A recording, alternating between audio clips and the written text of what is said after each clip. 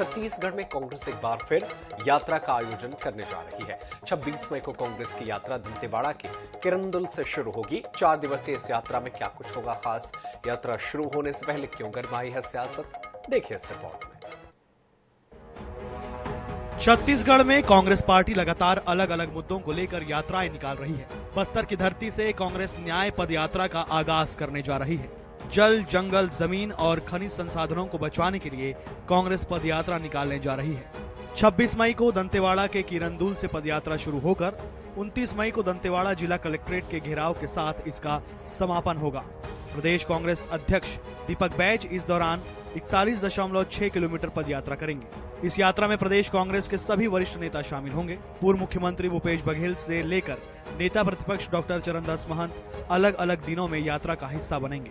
यात्रा के बाद पीसीसी चीफ दीपक बैज बस्तर के खनिज संसाधनों को बचाने के लिए बड़े आंदोलन का आगाज कर सकते हैं। इस आंदोलन में शामिल होने कांग्रेस नेता राहुल गांधी को न्योता देने की भी तैयारी है, इसलिए यात्रा के स्वरूप में बदलाव भी किया गया है।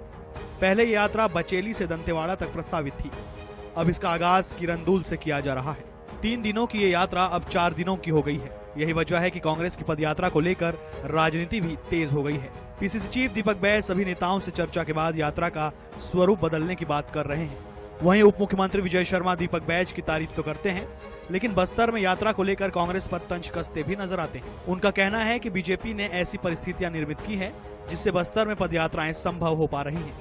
जल, जंगल, जमीन बचाने के लिए, बस्तर की हक के लिए, और जिस तरह से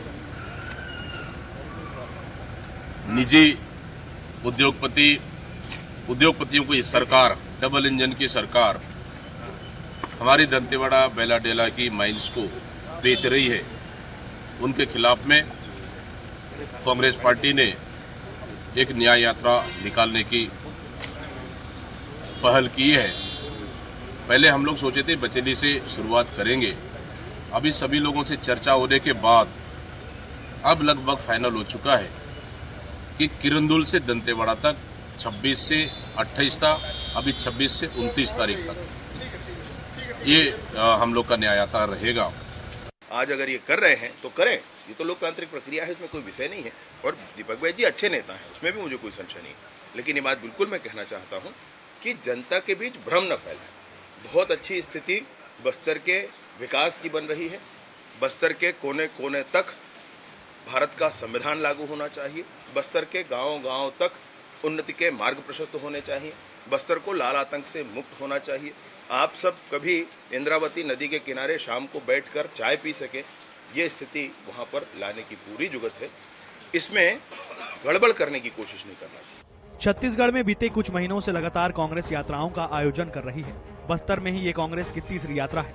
ऐसे में इन यात्राओं से कांग्रेस एक तरफ अपना खोया जनाधार वापस पाने की जुगत लगा रही है, वहीं कार्यकर्ताओं को रिचार्ज करने की कोशिश भी की जा रही है। अब धरातल पर इसका कितना असर होता है, ये देखने वाली बात होगी। गौरव शर्मा, INS 24/7, रायपुर।